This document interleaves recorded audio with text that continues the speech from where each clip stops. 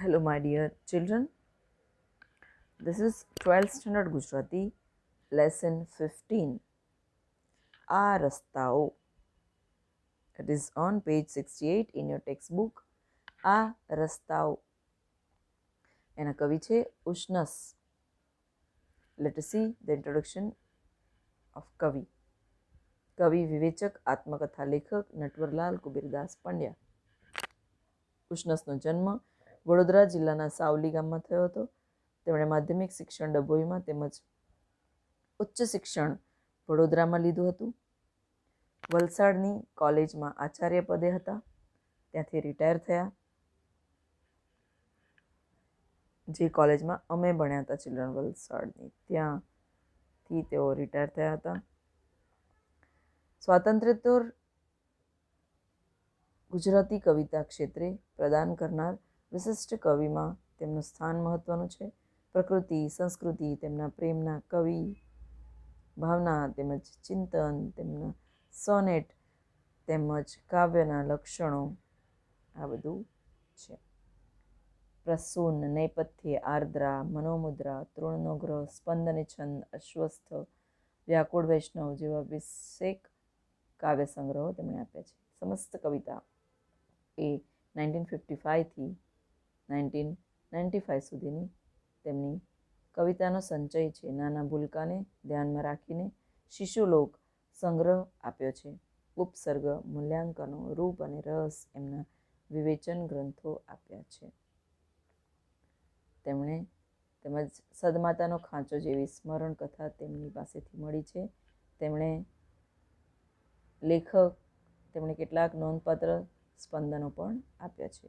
નર્મદચંદ્રક, સુવર્ણચંદ્રક, રણજીતરામ સુવર્ણચંદ્રક, ભારતીય સાહિત્ય અકાદમી એવોર્ડ, નરસિંહ મહેતા એવોર્ડ એમની સર્જન પ્રતિભા તરીકે એમને બિરદાવાય છે, એટલે કે એમને નવાજ્યા હતા આ બધા એવોર્ડથી. એ કવિ ઉષ્ણસ, એમનો જન્મ 20/9/1920 થયો હતો અને મૃત્યુ 6/11/2011. તો આ કવિને હું મારા લાઈફમાં 2 વાર મળી છું. એટલે વલસાડ કોલેજથી એ રિટાયર થયા હતા. અમે જ્યારે ભણતા હતા ત્યારે એક ફંક્શનમાં એમને એવોર્ડ ફંક્શન હતો, એમાં એમને આમંત્રણ આપવામાં આવ્યું હતું ચીફ ગેસ્ટ તરીકે, અને એમના હાથે મને NCCના બેસ્ટ કેડેટનું એવોર્ડ મળ્યો હતો, શિલ્ડ આપ્યું હતું, સર્ટિફિકેટ આપ્યું હતું. એમના હાથે મેં રિસીવ કર્યો હતો. સો આઈ એમ feeling proud. And then afterwards, from Ashadam, we went Valsad with the Scout Guide team, our Girl Scout Guide team, for the March Past. Valsad જિલ્લામાં ગર્લ સ્કાઉટ ગાઈડની માર્ચ પાસ્ટ ટીમ તરીકે મધર ઓફ હોપ સ્કૂલની girls અમે select થયા હતા, અમારી team. અને પછી અમે ત્યાં પરેડમાં ભાગ લીધો હતો વલસાડમાં. ત્યાં એમની સાથે ફરી પાછી મુલાકાત થઈ હતી. સો આઈ એમ બ્લેસ્ડ એન્ડ ફિલિંગ પ્રાઉડ. એટલે તમારી સાથે ડિસ્કસ કર્યું. અહીં કવિની રસ્તા પ્રીતિ લાક્ષણિક રીતે અભિવ્યક્તિ થઈ છે. કવિ રસ્તાઓ વિશે પહેલાં તો ફરિયાદ કરે છે કે રસ્તાઓ મને ક્યાંય જંપવા દેતા નથી. જંપવા દેતા નથી એટલે કે શાંતિથી બેસવા દેતા નથી. ચાલવા માટે મનને લોભાવે છે, સ્વપ્નમાં આવે છે. કવિતાની મજા એ છે કે કવિનો આ સ્થાનિક રસ્તો આગળ વધતા વ્યાપક બનતો જાય છે, અને કવિ ધીરે ધીરે રસ્તા અને પૃથ્વીને એવા ચાહતા થઈ જાય છે કે મૃત્યુ પછી પણ તેને પૃથ્વી અને પૃથ્વી પટ પર રહેલા રસ્તાઓનું પ્રલોભન રહે છે, અને એ અપેક્ષા સેવવા લાગે છે કે હજુ એવા કેટલાય રસ્તાઓ છે જ્યાં હું ચાલ્યો નથી. એવી એમને અપેક્ષા થાય છે. કે આ કાવ્યની અંદર રસ્તાઓને વિષય બનાવ્યો છે. આ રસ્તાઓ કવિની ભ્રમણ પ્રીતિ વ્યક્ત થઈ છે. રસ્તાઓ કવિને અલગ અલગ દિશાઓમાં બોલાવે છે. આ રસ્તાઓ કવિને શાંતિથી બેસવા દેતા નથી, ચાલવા માટે લોભાવે છે, સ્વપ્નમાં આવે છે કે ચાલવા માટેનું. આ કાવ્યમાં મજાની વાત તો એ છે કે કવિની ભ્રમણ પ્રીતિને કારણે રસ્તાનો વ્યાપ વધતો જાય છે, કે રસ્તો વધતો જાય છે અને ધીરે ધીરે રસ્તા અને પૃથ્વીને એવા ચાહતા થઈ જાય કે મૃત્યુ પછી એને રસ્તાનો પ્રલોભન મળે છે. અને કવિની અપેક્ષા છે કે હજી ઘણા રસ્તાઓ એવા છે કે જેના પર મારે ચાલવું છે, હજી હું ચાલ્યો નથી. મને આ રસ્તાઓ, let S see the poem. મને આ રસ્તાઓ જરીએ ઠરવા દે ન ઘરમાં, ઘૂસી આવે ક્યાંય ઘર વગરના ચોર પકડી, લીએ હૈયું મારા કર પકડીને જાય ઘસડી, ન પૂરું સુવા દે સ્વપ્નમહી આવે નજરમાં. કે મને આ રસ્તાઓ જરા પણ શાંતિથી બેસવા દેતા નથી, ઘર વગરના ચોરની જેમ ઘરમાં ઘૂસી આવે છે. મારા મનને આકર્ષિત કરીને હાથ પકડીને ઘરની બહાર લઈ જાય છે અને મને શાંતિથી સૂવા દેતા નથી. કહેવાય છે ને કે જ્યાં ના પહોંચે રવિ ત્યાં પહોંચે કવિ. એટલે જ્યાં સૂર્યનો પ્રકાશ ન પહોંચી શકે ત્યાં કવિનું મન પહોંચી જાય છે અને સરસ રચનાઓ કવિ કરી નાખે છે. સ્વપ્નમાં પણ નજર આવે છે કે આ રોડ મને શાંતિથી બેસવા દેતા નથી.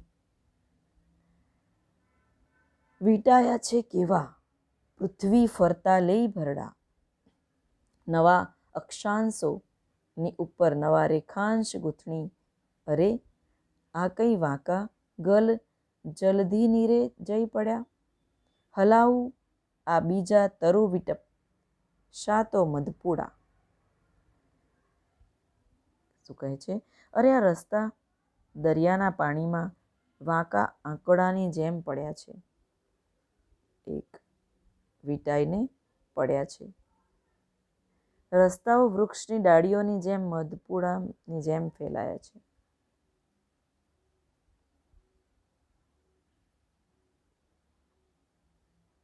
તરુ વિટપ એટલે કે તરુની ડાળીઓ, વૃક્ષની ડાળી. It is given in your text book page 69 પર મિનિંગ આપેલા છે. એન્ડ વોટ ઇઝ અક્ષાંશ એન્ડ વોટ ઇઝ રેખાંશ? પૃથ્વી પરની કલ્પિત આડી રેખા, ઊભી રેખા. અક્ષાંશ અને રેખાંશ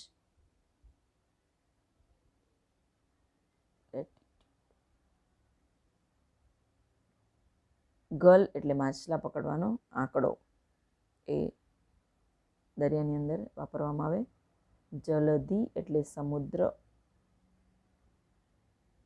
મને આ પૃથ્વી ની પ્રીત પર અરે એવી જ મળી, ઉડે વસતી કેરા ટીશી ટીશી રહેશી બણબણી. ટીશી ટીશી મીન્સ અંકુર, કૂપણ, જે ઝાડની કૂપણો ફૂટે એ. મને આ પૃથ્વી પ્રીત પણ અરે એવી જ મળી, રહેના દિવાલો ભીતર ગૃહિણીશી ઘર કરી, છતાં હાવા તો એ રખડું શું હૈયું એવું હળ્યું કે હું સ્વર્ગથીએ આ પૃથ્વી પર પાછો ફરીશ. હા હજી કંઈ કંઈ રસ્તા મુજ પદવી મુદ્રા વણ રહ્યા. વસ્તી વધારાની જેમ જાણે કે નાની નાની કૂપણો પણ વિસ્તર્યા કરે છે અને આ રસ્તા મને આ પૃથ્વીની પ્રીત પણ અરે એવી મળી કે જેથી આ દિવાલોની ભીતર ગૃહિણીની જેમ ઘર કરી હું રહી શકું. મારા રસ્તાઓના આકર્ષણમાં એવું ભમ્યો, એવું ફર્યો, એટલું રખડ્યો, એટલું ફર્યો કે સ્વર્ગ ગયા પછી પણ હું પૃથ્વી પર પાછો ફરીશ, કેમ કે હજી ઘણા રસ્તાઓ હું ચાલ્યો નથી. શું કેટલી બધી કવિની ઈચ્છાઓ કે હું આ પૃથ્વી પર હજી ઘણું ચાલવાનું મારું બાકી છે. સો કવિ નટવરલાલ કબીરદાસ પંડ્યા ઉષ્ણસ એમણે આ લખ્યું છે કે કવિ ફરિયાદ કરે છે કે ખરેખર તો અહીં કવિની ભ્રમણવૃત્તિ છે કે રસ્તાઓ કવિને અલગ અલગ દિશામાં બોલાવે છે. આ રસ્તાઓ કવિને જંપવા દેતા નથી, વાંકા ચૂકા રસ્તાઓ છે. રસ્તાઓની ઉપર ઊભી અને આડી રેખાઓ, ઊભી અને આડી લાઈન, અક્ષાંશ અને રેખાંશ એ ગૂંથણી થઈ છે એમ લાગે છે, કંઈક નવીનતા સર્જાય છે. એમ ધીરે ધીરે કવિ પૃથ્વીને એવા ચાહતા થઈ જાય છે કે કવિને હજી રસ્તા ઘણા બધા ચાલવાનું બાકી છે એમ લાગે છે. રસ્તાની વિશિષ્ટતા શું છે કે રસ્તાઓ કવિને જરા પણ શાંતિથી બેસવા નથી દેતા, ઘર વગરના ચોરની જેમ ઘૂસી આવે છે, કવિના મનને આકર્ષિત કરે છે, હાથ પકડીને ઘરની બહાર ઘસડી જાય છે, શાંતિથી સૂવા પણ દેતા નથી. કવિને સ્વપ્નમાં એવું લાગે છે કે રસ્તાઓ જાણે ભરડો લઈને પૃથ્વી પર વીંટળાઈ ગયા છે. એટલે કે બધી જગ્યાએ રસ્તાઓ છે. આપણે કોઈ વખત પહાડ ઉપરથી જતા હોઈએ ત્યારે પહાડના રસ્તા પરથી, પહાડી રસ્તા પરથી, ત્યારે ઉપર જેમ જેમ પહોંચતા જઈએ તો પહાડના રસ્તા એવા બન્યા હોય છે કે એક સરસ આમ રંગોલીની માફક આપણને દેખાઈ આવે. ફોર એક્ઝામ્પલ સાપુતારા જાઓ તો સાપુતારા તમને સાપના આકારથી રસ્તો આમ ઉપર ને ઉપર જતો જાય છે એવું લાગે. તો બ્યુટીફુલ, સુંદર દ્રશ્ય આપણને પહાડી વિસ્તારમાં જોવા મળે. કવિનું મન રસ્તાઓના આકર્ષણને હંમેશા ગમતું રહે છે. સ્વર્ગે ગયા પછી એટલે મૃત્યુ પછી પણ ન જોયેલા રસ્તા જોવાની એમની ઈચ્છા છે. કવિ શેના પ્રત્યે આકર્ષાય છે? પૃથ્વીના બધા જ સ્થળો જોયા છે, પૃથ્વી પરના બધા જ રસ્તાઓનું પરિભ્રમણ કરીને એમને એક, અને માણસે ચિલ્ડ્રન ફરવું તો જોઈએ જ, ટ્રેકિંગ, રખડપટ્ટી, ઘૂમવું, ખાલી એમ જ વગર કામના રખડવું નહીં, ગુંજન પર રખડ્યા કરીએ એવું નહીં, પરંતુ એક સાહસ. કવિને સ્વપ્નમાં શું નજરે ચડે છે? રસ્તાઓ પૃથ્વીની આસપાસ વેટળાઈ ગયેલા હોય એવા, ઊભા આડા, દરિયામાં પડેલા માછલી પકડવાના અંકોડા જેવા, ઘણા રસ્તાઓમાં વૃક્ષની ડાળીઓ જેમ ફેલાયેલી હોય તેમ મધપોડા જેવા. એટલા બધા પૃથ્વી પર રસ્તાઓ છે કે જે કેટલા રસ્તાઓ પર હું ચાલ્યો નથી, તો મને જવું છે. ગલ એટલે શું? ગલ એટલે માછલા પકડવાનો આંકડો. એટલે દોરી હોય અને એમાં તાર જેવો લોખંડનો અંકોડો હોય. ઝાડની ડાળી પર મધપોડો રહેલો છે, એને હલાવતા એમ માખીઓ સર્વત્ર ફેલાય. ઝાડની ડાળીઓ પર નવી કૂંપણો જેમ વિસ્તરેલી છે તેમ આ રસ્તાઓ વિસ્તર્યા છે આ પૃથ્વી પર.